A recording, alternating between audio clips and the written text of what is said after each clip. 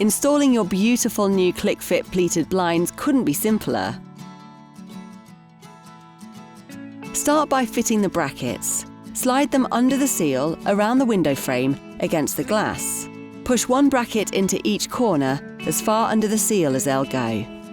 Next, take the blind and click it onto the brackets. Simply line up the top bar of the blind with the brackets at the top of the panel and press the bar firmly against the brackets until it clicks into place. Feed the cord through the brackets at the bottom of the panel. Make sure that the spring holding the two ends of the cords together remains in the centre of the panel. Next, take the bottom bar of the blind from the packaging and click it onto the bottom brackets, just as you did with the top bar. And that's it! Your new blind is installed and ready to enjoy.